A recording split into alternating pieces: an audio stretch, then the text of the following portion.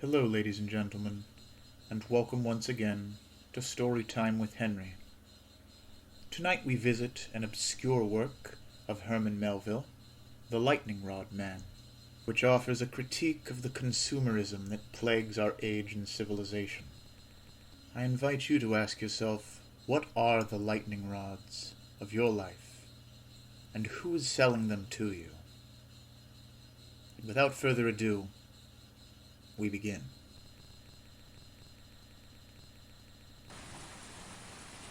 What grand irregular thunder, thought I, standing on my hearthstone among the Acroceraunian hills, as the scattered bolts boomed overhead and crashed down among the valleys, every bolt followed by zigzag irradiations and swift slants of sharp rain, which audibly rang like a charge of spear points on my low shingled roof. I suppose, though, that the mountains hereabouts break and churn up the thunder, so that it is far more glorious here than on the plain. Hark! Someone at the door. Who is this that chooses a time of thunder for making calls? And why don't he, man-fashion, use the knocker, instead of making that doleful undertaker's clatter with his fist against the hollow panel? But let him in. Ah, here he comes. Good day, sir. An entire stranger. Pray be seated. What is that strange-looking walking stick he carries? A fine thunderstorm, sir. Fine? Awful. You are wet. Stand here on the hearth before the fire. Not for worlds. The stranger still stood in the exact middle of the cottage, where he had first planted himself. His singularity impelled a closer scrutiny. A lean, gloomy figure, hair dark and lank, mattedly streaked over his brow. His sunken pitfalls of eyes were ringed by indigo halos, and played with an innocuous sort of lightning, the gleam without the bolt. The whole man was dripping. He stood in a puddle on the bare oak floor, his strange walking stick vertically resting at his side. It was a polished copper rod, 4 feet long, lengthwise, attached to a neat wooden staff, by insertion into 2 balls of greenish glass, ringed with copper bands. The metal rod terminated at the top, tripodowise, in 3 keen tines, brightly gilt. He held the thing by the wooden part alone. Sir, said I, bowing politely, have I the honor of a visit from that illustrious god Jupiter Tonans? So stood he, in the Greek statue of old, grasping the lightning bolt. If you be he, or his viceroy, I have to thank you for this noble storm you have brewed among our mountains. Listen, that was a glorious peal. Ah, to a lover of the majestic, it is a good thing to have the thunderer himself in one's cottage. The thunder grows finer for that. But pray be seated. This old rush, bottomed armchair, I grant, is a poor substitute for your evergreen throne on Olympus. But condescend to be seated. While I thus pleasantly spoke, the stranger eyed me, half in wonder and half in a strange sort of horror, but did not move a foot. Do, sir, be seated. You need to be dried ere going forth again. I planted the chair invitingly on the broad hearth, where a little fire had been kindled that afternoon to dissipate the dampness, not the cold, for it was early in the month of September. But without heeding my solicitation, and still standing in the middle of the floor, the stranger gazed at me portentously and spoke. Sir, said he, excuse me, but instead of my accepting your invitation to be seated on the hearth there, I solemnly warn you that you had best accept mine and stand with me in the middle of the room. Good heavens, he cried, starting. There is another of those awful crashes. I warn you, sir, quit the hearth. Mr. Jupiter Tonans, said I, quietly rolling my body on the stone. I stand very well here. Are you so horridly ignorant, then, he cried, as to not know that by far the most dangerous part of a house during such a terrific tempest as this is the fireplace? Nay, I did not know that, involuntarily stepping upon the first board next to the stone. The stranger now assumed such an unpleasant air of successful admonition that, quite involuntarily again, I stepped back upon the hearth and threw myself into the erectest, proudest posture I could command. But I said nothing. "For heaven's sake," he cried, with a strange mixture of alarm and intimidation, "for heaven's sake, get off the hearth! Know you not that the heated air and soot are conductors? To say nothing of those immense iron fire dogs. Quit the spot. I conjure, I command you." "Mr. Jupiter Tonans, I am not accustomed to be commanded in my own house." "Call me not by that pagan name. You are profane in this time of terror." "Sir, will you be so good as to tell me your business? If you seek shelter from the storm, you are welcome, so long as you be civil, but if you come on business, open it forthwith. Who are you?" "I am a dealer in lightning rods," said the stranger, softening his tone. "My special business is... Merciful heavens, what a crash! Have you ever been struck? Your premises, I mean. No? It's best to be provided." Significantly rattling his metallic staff on the floor. "By nature, there are no castles in thunderstorms. Yet, say but the word, and of this cottage I can make a Gibraltar by a few waves of this wand. Hark, what Himalayas of concussions!" You interrupted yourself. Your special business you were about to speak of?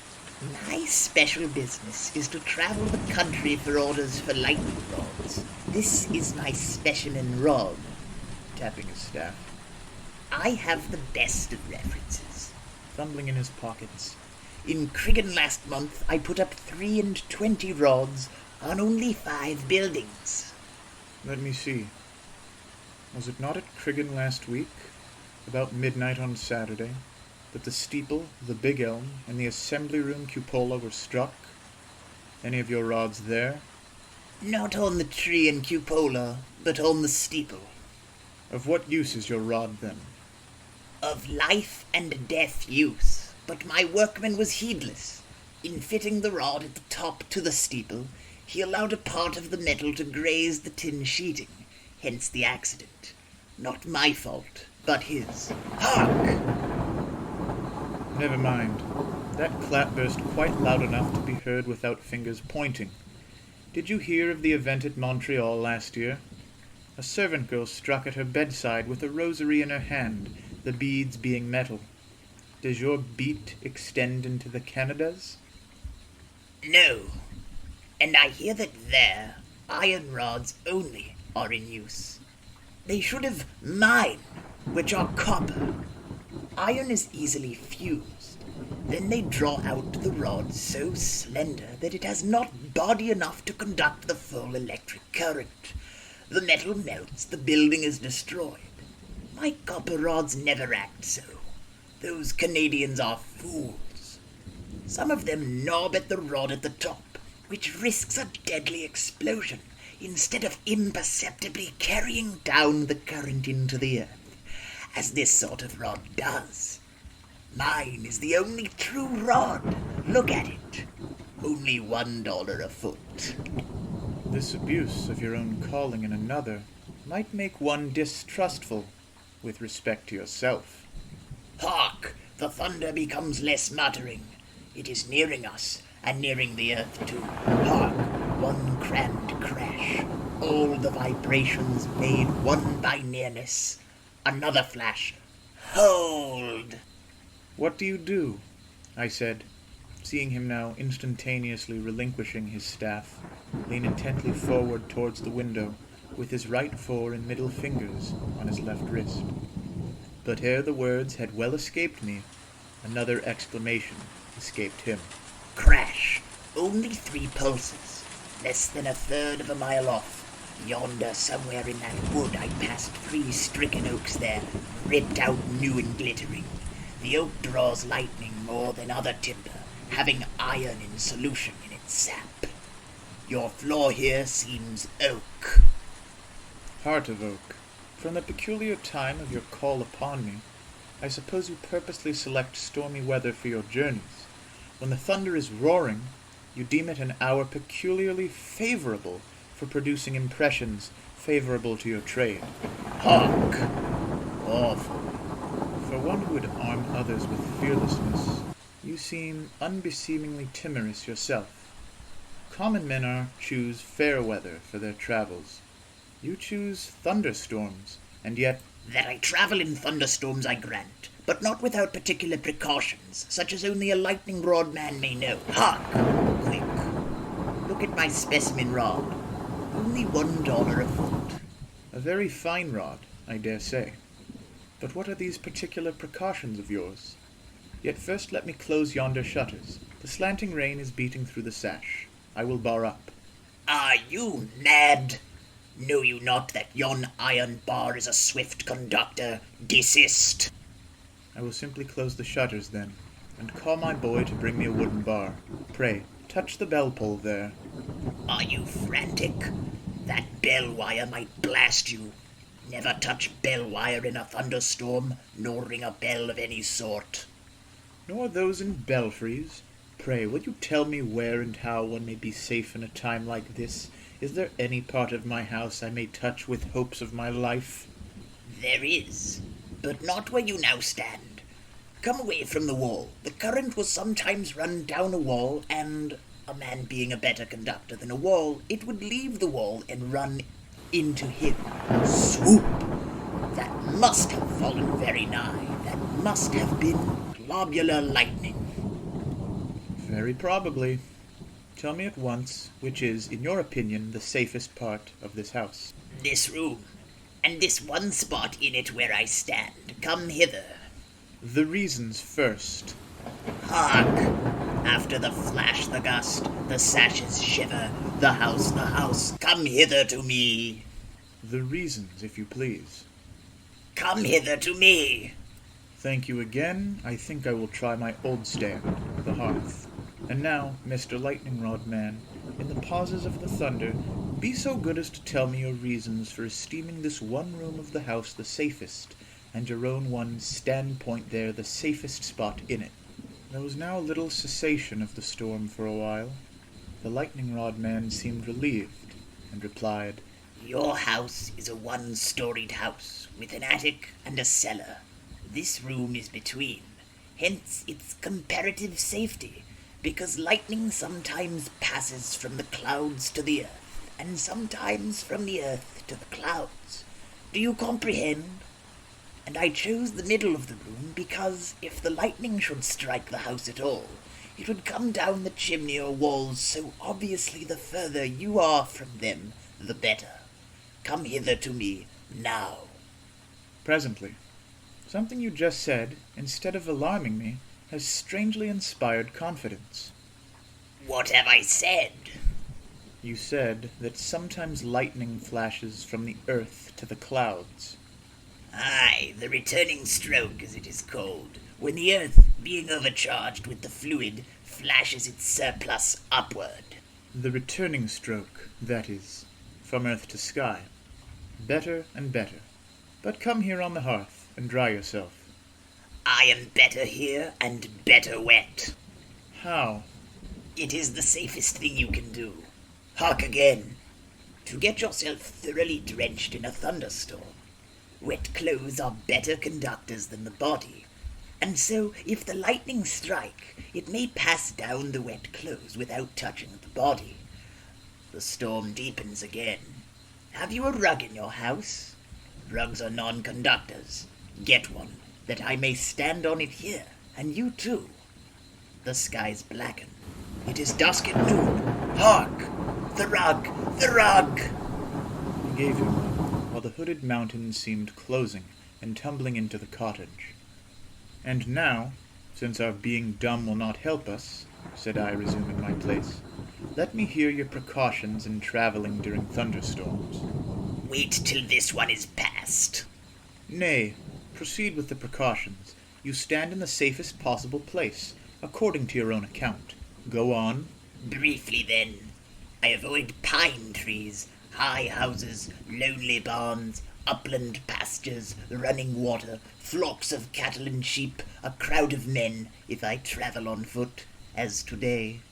I do not walk fast. If in my buggy, I touch not its back or sides. If on horseback, I dismount, lead the horse. But of all things, I avoid tall men. Do I dream? Man avoid man? And in danger time, too. Tall men in a thunderstorm I avoid. Are you so grossly ignorant as to not know that the height of a 6-footer is sufficient to discharge an electric cloud upon him? Are not lonely Kentuckians ploughing smit in the unfinished furrow? Nay, if the 6-footers stand by running water, the cloud will sometimes select him as its conductor to that running water. Hark! Sure yon black pinnacle is split. Yes, a man is a good conductor. The lightning goes through and through a man, but only peels a tree. But, sir, you have kept me so long answering your questions that I have not yet come to business. Will you order one of my rods? Look at this specimen one. See, it is of the best copper. Copper's the best conductor. Your house is low, but being upon the mountains, that lowness does not one whit depress it. Your mountaineers are most exposed. In mountainous countries, the lightning rod man shall have most business. Look at this specimen, sir. One rod will answer for a house so small as this. Look over these recommendations. Only one rod, sir. Cost only $20. Hark! There go all the granite taconics and hussicks dashed together like pebbles. By the sound that must have struck something. An elevation of 5 feet above the house will protect 20 feet radius all about the rod. Only $20, sir. $1 a foot. Hark! Dreadful! Will ye order? Will ye buy? Shall I put down your name? Think of being a heap of charred offal, like a haltered horse burnt in his stall, and all in one flash. You pretend, envoy extraordinary and minister plenipotentiary, to and from Jupiter Tonans, laughed I. You mere man who come here to put you and your pipe stem between clay and sky. Do you think that because you can strike a bit of green light from the Leyden jar, that you can thoroughly avert the supernal bolt? Your rod rusts or breaks, and where are you? Who has empowered you, Tetzel, to peddle around your indulgences from divine ordinations? The hairs of our heads are numbered, and the days of our lives. In thunder as in sunshine, I stand at ease in the hands of my God. False negotiator, away! See, the scroll of the storm is rolled back, the house is unharmed, and in the blue heavens I read in the rainbow that the deity will not, of purpose, make war on man's earth. Impious wretch! Foamed the stranger, blackening in the face as the rainbow beamed. I will publish your infidel notions. Begone! Move quickly, if quickly you can, you that shine forth into sight in moist times like the worm. The scowl grew blacker on his face. The indigo circles enlarged round his eyes as the storm rings round the midnight moon. He sprang upon me, his triforked thing at my heart. I seized it, I snapped it, I dashed it, I trod it, and dragging the dark lightning king out of my door, flung his elbowed copper scepter after him. But spite of my treatment, and spite of my dissuasive talk of him to my neighbors, the lightning rod man still dwells in the land, still travels in storm time, and drives a brave trade with the fears of man.